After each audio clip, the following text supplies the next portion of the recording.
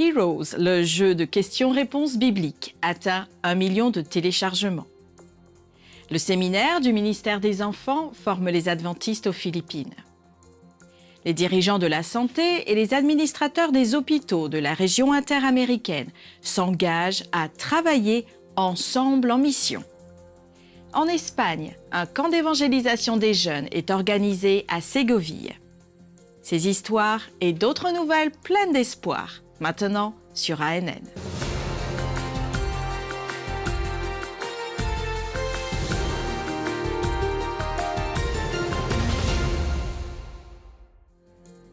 Nous commençons ce nouvel épisode d'ANN avec une excellente nouvelle. Le jeu biblique Heroes a atteint 1 million de téléchargements. Divertissement, interaction et connaissance approfondie de la Bible.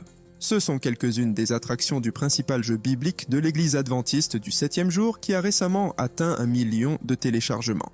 Héros, le jeu biblique de questions-réponses est actuellement joué dans plus de 200 pays et est disponible en 14 langues.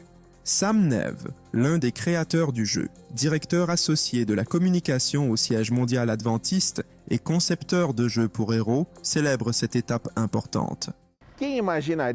Qui aurait imaginé qu'un jeu adventiste aurait 1 million de téléchargements? Bien sûr, c'est un jeu de l'Église adventiste distribué gratuitement dans le monde pour ceux qui sont à la recherche de jeux bibliques. C'est un cadeau de l'Église. Ces questions comportent un verset biblique qui indique là où se trouve la réponse. N'importe quel chrétien peut l'utiliser, même une personne juive de l'Ancien Testament qui veut connaître les questions et les réponses. Personne n'imaginait que ce que l'Église a créé puisse atteindre et bénir autant de personnes avec une connaissance biblique. Sam parle des objectifs et des projections pour ce jeu. Quel est le véritable objectif du jeu? C'est de connecter les gens à la parole de Dieu, qu'ils connaissent Jésus-Christ et que leur vie soit transformée. Nous célébrons 1 million de téléchargements, mais ce n'est que le début. Je peux déjà imaginer 10 millions et 1 million de téléspectateurs mensuels. Aujourd'hui, nous n'avons que 117 personnes qui jouent chaque mois. Imaginez-vous savoir 1 million? Jeff Nascimento, directeur artistique et chef de projet de Hero, se souvient du défi et se rappelle qu'il semblait impossible d'atteindre 1 million de téléchargements.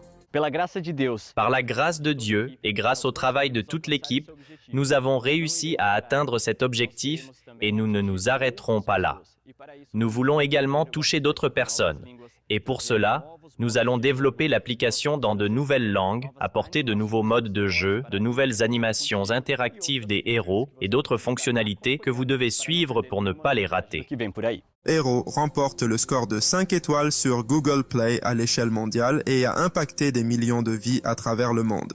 Ensemble, les utilisateurs de l'application ont joué plus de 33 millions de minutes et ont répondu à plus de 93 millions de questions bibliques.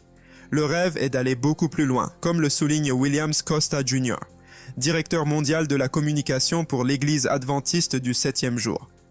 1 million de téléchargements est un chiffre extraordinaire. Nos débuts étaient modestes et humbles, puis ça a grandi, évolué et s'est étendu. Aujourd'hui, nous avons ce résultat. Mais le rêve est d'atteindre 10 millions qui téléchargent Heroes et apprennent sur la parole de Dieu, en jouant et en étudiant. À travers des études bibliques, telles que La grande question et comment devenir un héros, Hero favorise l'approfondissement de la Bible et éclaircit les doutes sur les sujets actuels. Plus de 30 000 leçons d'études de la Bible ont été organisées à ce jour. Sam Neve invite les héros de la vie réelle intéressés à sauver les autres et à les amener à Christ à travers le jeu. Si vous connaissez quelqu'un qui aime jouer ou qui a un téléphone portable, c'est gratuit. Que ce soit sur Apple Store, si vous avez un produit Apple, ou sur Play Store, si vous avez un Android. Voilà, j'espère que vous continuerez à aimer le jeu et à le faire connaître autour de vous. L'évangélisation sur les trottoirs est un programme adventiste du 7e jour en partenariat avec le Centre d'Avant-Poste International, OCI, une organisation de soutien dirigée par des laïcs adventistes qui coordonnent environ 280 ministères dans le monde entier. Le projet mobilise les adventistes laïcs pour la mission avec l'idée simple de monter des tentes sur les trottoirs des grandes villes pour inviter les passants à des études bibliques.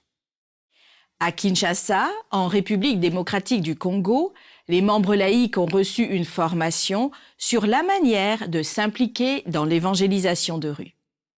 Ils utilisent une invitation publique pour proposer l'étude de la Bible.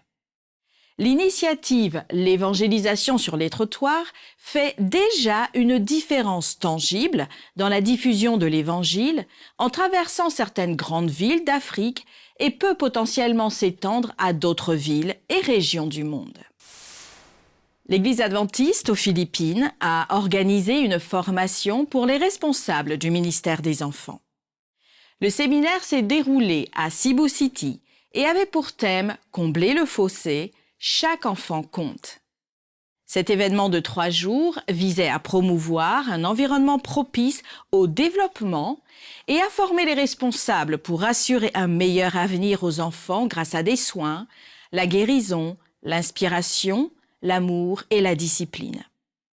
Plus de 150 délégués des différentes régions des Philippines ont exprimé leur gratitude pour les connaissances acquises et la formation obtenue.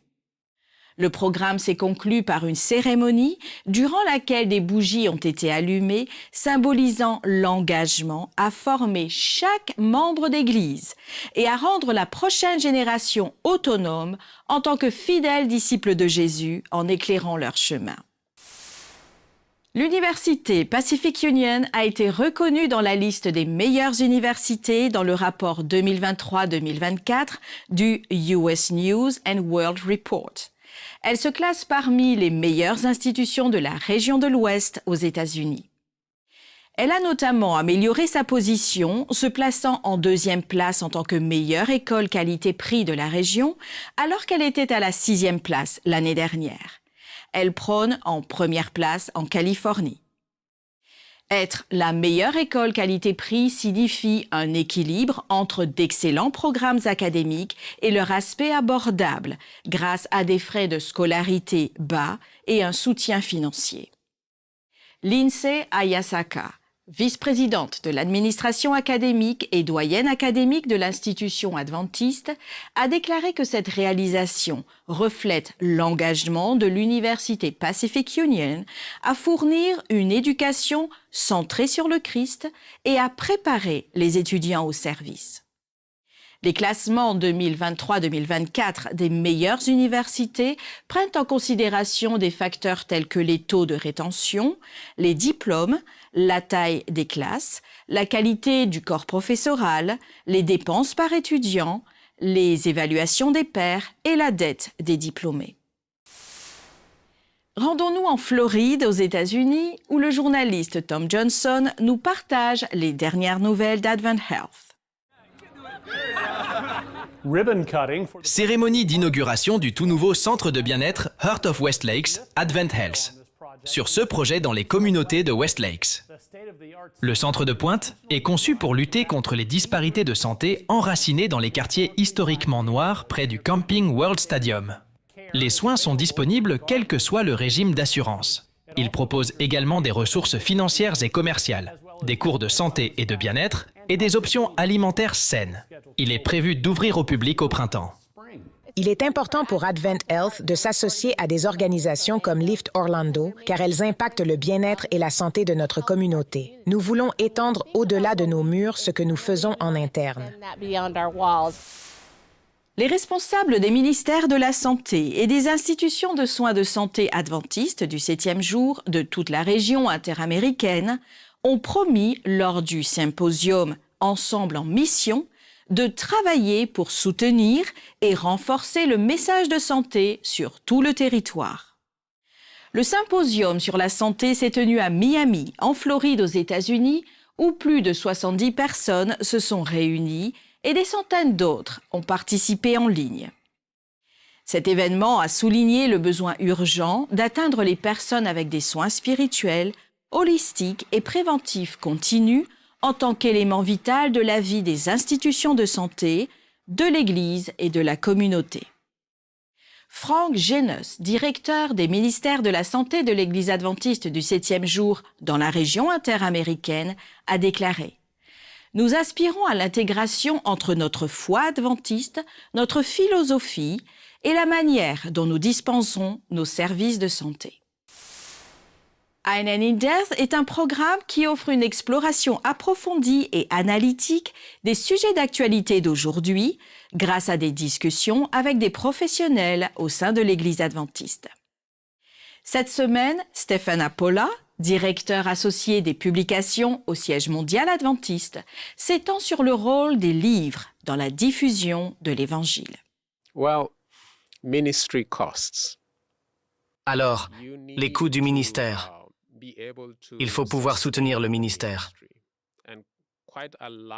Et une grande partie du ministère des publications est autosuffisante. La méthode de Paul, fabricant de tentes, était « Je prends soin de moi-même pendant que je sers ». C'est ce que nous encourageons, surtout pour les évangélistes littéraires, c'est qu'ils soient des ouvriers de l'Église autosuffisants. Ils vendent des livres, s'autosuffisent tout en étant des missionnaires. Cela a du sens de faire cela.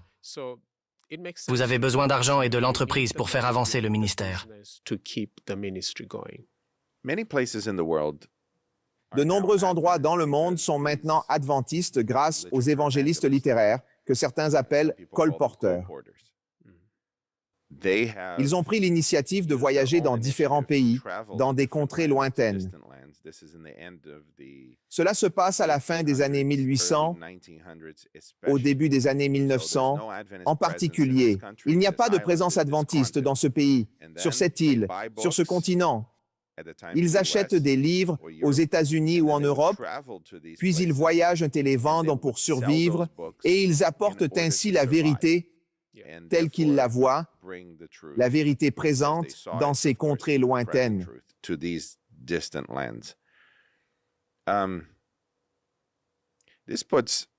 Ça place la publication et l'évangélisation littéraire au cœur de la mission car l'Église ne pouvait pas se permettre d'envoyer des missionnaires dans le monde entier. C'est exact. Ce modèle autonome a aidé les continents et les pays. Après la pause, nous serons de retour avec plus de nouvelles sur ce que font les adventistes dans le monde entier.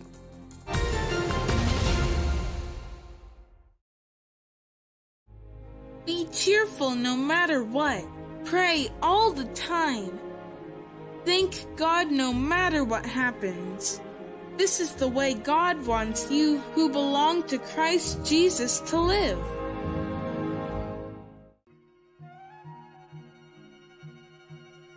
Qu'est-ce que les oies nous apprennent sur Dieu? Tout ce qui se trouve dans la nature peut révéler notre Créateur. Voici 4 façons dont les oies nous présentent la nature de Dieu. Les oies restent avec leurs petits pour subvenir à leurs besoins jusqu'à ce qu'ils puissent le faire eux-mêmes, tout comme Dieu subvient à nos besoins.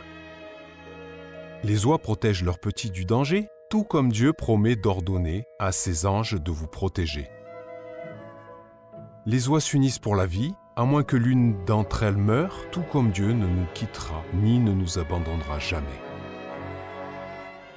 Si les oies sont en danger, elles se réfugient dans l'eau, tout comme les chrétiens vont dans les eaux du baptême pour échapper à la mort certaine du péché et sortir dans une vie nouvelle en Christ qui offre gratuitement l'eau de la vie. Lors de vos prochaines sorties dans la nature, cherchez dans la création de Dieu ce qui montre qu'il se soucie de chacun de nous.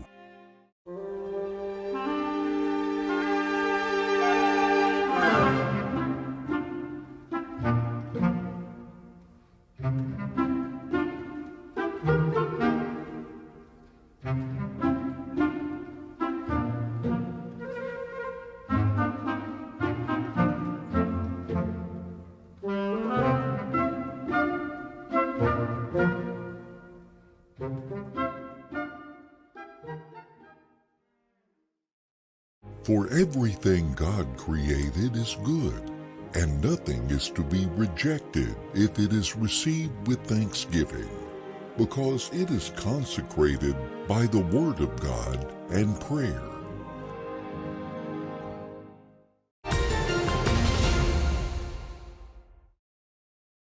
Le projet Mission Caleb continue d'amplifier son impact en utilisant les vacances scolaires pour faire le bien, en apportant une aide humanitaire et l'espoir du salut en Christ aux communautés. Aujourd'hui, le programme des jeunes adventistes influence Baía das Pipas sur la côte sud angolaise.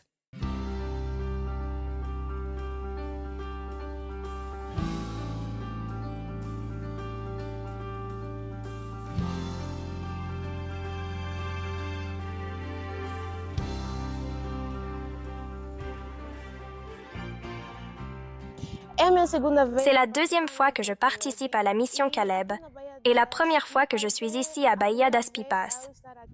Visiter les gens, donner des études est très gratifiant. Parfois, vous pleurez.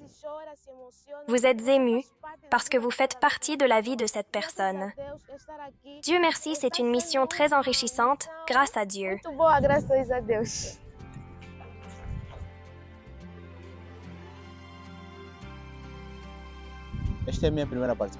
C'est ma première participation à la mission Caleb. C'est une expérience très enrichissante. J'avais une idée différente de la mission Caleb avant d'être ici et de voir comment ça se passe. Avant, je pensais que la mission Caleb était fatigante et ennuyeuse. Mais maintenant que je suis ici sur le terrain, je réalise que c'est agréable et plaisant. C'est encore mieux lorsque nous savons que notre objectif ici est de travailler pour Dieu.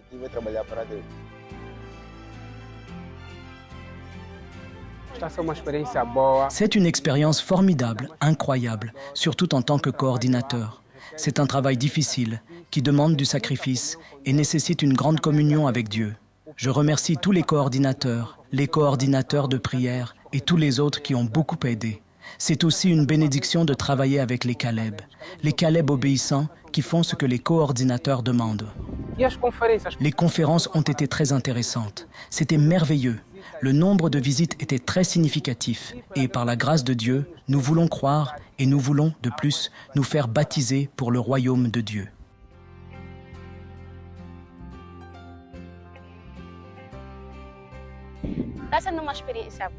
C'est une bonne expérience. Quand nous sommes arrivés, c'était difficile car nous n'étions pas habitués à une zone sans réseau.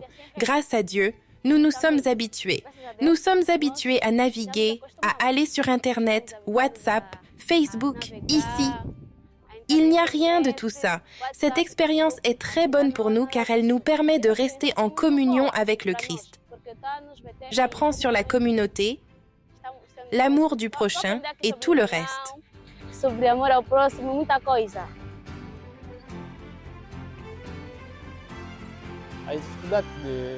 Les difficultés pour arriver jusqu'ici sont énormes.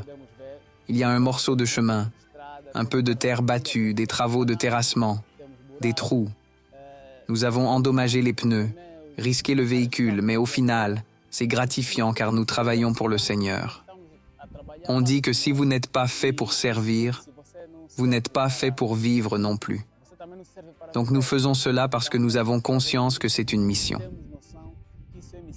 Tandis que certains partagent la parole, d'autres doivent rester derrière pour apporter les provisions. Nous devons le faire tous les jours, mais à la fin, c'est gratifiant.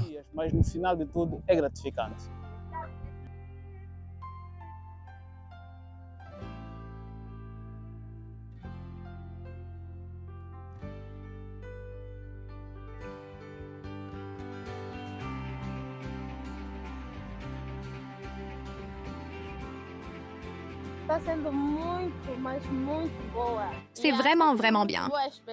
Cette expérience de frapper aux portes et de parler aux gens est très agréable. C'est merveilleux car ils nous accueillent avec beaucoup de sympathie et d'enthousiasme. Je peux même dire qu'elle est bénie successivement. Oui, très bénie.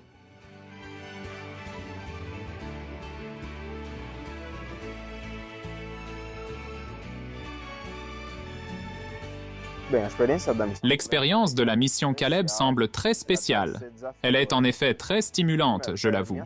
C'est la deuxième fois que j'y participe. Et grâce à Dieu, j'ai déjà le privilège de participer en tant que coordinateur. Juste pour que vous compreniez, l'idée que la mission Caleb est un projet difficile, stimulant, m'a beaucoup aidé. Cela m'a préparé psychologiquement pour le travail. Savoir que je vais devoir faire face à quelque chose de difficile, d'une façon ou une autre, m'a aidé à me préparer à affronter certains impacts de la mission.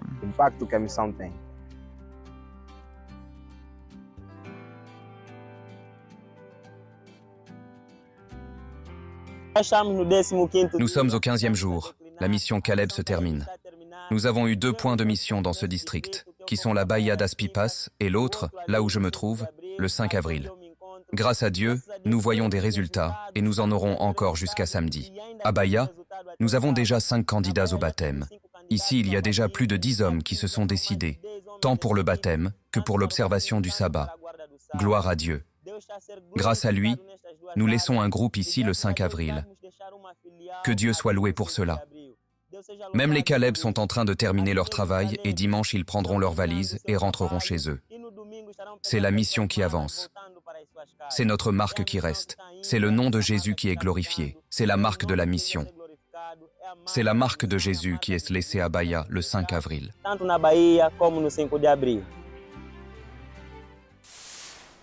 Animés d'un esprit de salut et de service, les clubs des explorateurs de la région sud de l'Équateur ont participé à la Semaine de l'Écharpe, où ils ont démontré leur engagement envers l'Église et les communautés locales. L'événement a célébré les 73 ans du Club des explorateurs, un mouvement mondial d'enfants et de jeunes adventistes. À cette occasion, les explorateurs ont participé à plusieurs projets de service, notamment le nettoyage des parcs, la réparation des églises, la fourniture d'articles essentiels et de dons alimentaires aux personnes dans le besoin, ainsi que l'aide aux personnes handicapées. Les jeunes du sud de l'Équateur ont également organisé une cérémonie spéciale d'investiture et de baptême où 94 explorateurs ont donné leur vie à Christ. De jeunes missionnaires ont partagé la bonne nouvelle de Jésus à Ségovie, en Espagne, lors du camp d'évangélisation des jeunes. L'initiative a été organisée par le département des ministères personnels et évangélisation et le département de la jeunesse de l'Église adventiste du 7e jour dans le pays. Pendant 10 jours, les jeunes étaient en charge de 3 tables missionnaires où plus de 800 livres ont été distribués. D'autres activités telles qu'un spectacle de marionnettes ont attiré l'attention des jeunes et des moins jeunes. Le samedi, le sofa du sabbat a été installé, une initiative visant à arrêter les passants et à les encourager à s'asseoir et à se reposer un moment. Une fois assis, ils étaient invités à réfléchir sur le temps perdu et l'importance de se reposer au moins 1 jour par semaine. La semaine de l'Évangile a été plantée en Ségovie. Maintenant, les adventistes de la région attendent de voir la croissance et les fruits qui en découleront en temps voulu. L'Église adventiste du 7e jour au Ghana, un pays d'Afrique de l'Ouest, a connu des débuts modestes dans un petit village de pêcheurs. Aujourd'hui, la dénomination a grandi et est très respectée dans tout le pays.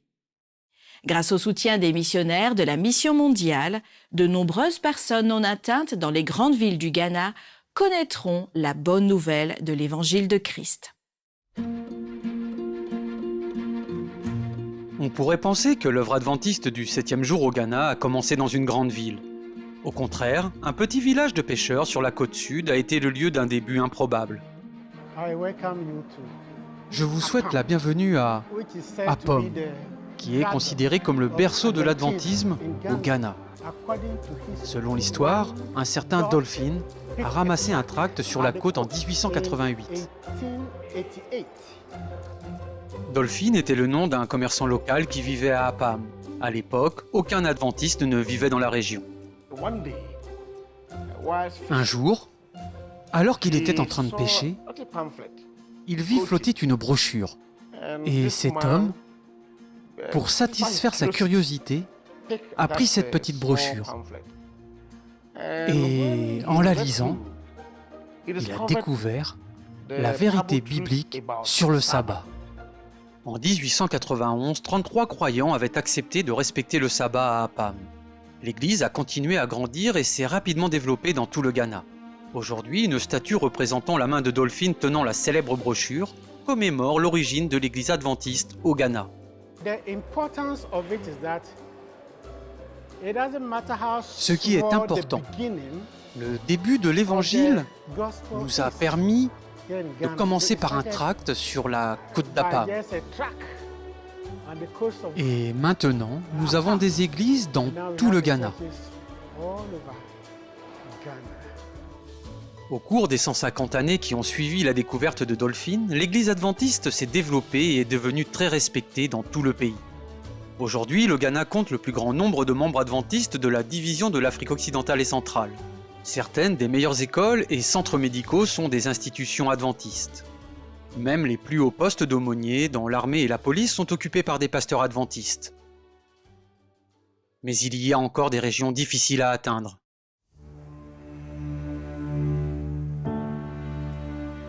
Memba est un jeune pionnier de la mission mondiale dans le nord du Ghana. Il s'efforce de créer de nouveaux groupes de croyants dans des communautés qui n'ont pas d'antécédents chrétiens. Parmi ses nombreuses activités de sensibilisation, il est devenu enseignant bénévole afin de pouvoir toucher les étudiants qui ne sont pas d'origine chrétienne. L'église adventiste se développe au Ghana, mais à un rythme lent dans la région du Nord. J'ai décidé d'enseigner l'éducation religieuse et morale. J'ai donc choisi de leur enseigner ce qu'est réellement le christianisme. À l'heure où je vous parle, chaque sabbat, environ 35 élèves fréquentent l'église.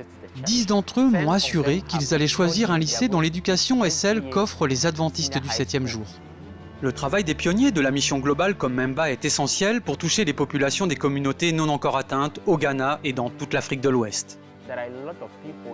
Il y a beaucoup de personnes au Ghana qui n'ont pas entendu la bonne nouvelle. Et avec le soutien des pionniers de la mission globale et de leurs projets, les gens vont s'habituer à entendre le message. Ils entendront la bonne nouvelle et cela change des vies. Plusieurs témoignent de notre Dieu et cela se fait par l'intermédiaire des pionniers de Global Mission. Merci de prier pour le Ghana et la division de l'Afrique occidentale et centrale. Il s'agit d'un domaine difficile qui comprend des villes avec une grande présence adventiste, mais aussi des régions avec très peu d'influence chrétienne. Merci pour votre soutien dans cette région du monde. Merci d'avoir suivi ANN. Rejoignez-nous la semaine prochaine pour plus de nouvelles du siège de l'Église adventiste du 7e jour. Saviez-vous que l'Église adventiste du 7e jour a une chaîne YouTube où vous pouvez regarder ANN vidéo, ANN in Depth et plein d'autres vidéos étonnantes sur la prophétie, la santé et l'étude de la Bible? Cliquez sur le bouton « S'abonner » pour ne jamais manquer une nouvelle vidéo. Vous pouvez également nous laisser un commentaire ou un sujet de prière. Une équipe prie pour vous 24 heures sur 24 et 7 jours sur 7. Avant de nous quitter, voici une bonne nouvelle tirée de la lettre aux Éphésiens au chapitre 2 et au verset 4 à 6. Mais Dieu, qui est riche en miséricorde, à cause du grand amour dont il nous a aimés, nous qui étions morts par nos offenses, nous a rendus à la vie avec Christ. C'est par grâce que vous êtes sauvés. Il nous a ressuscités ensemble et nous a fait asseoir ensemble dans les lieux célestes en Christ. Ainsi s'achève notre programme de cette semaine.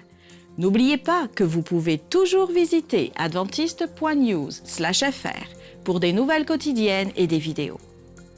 À la semaine prochaine pour d'autres nouvelles de foi, d'amour et d'espérance. Que Dieu vous bénisse.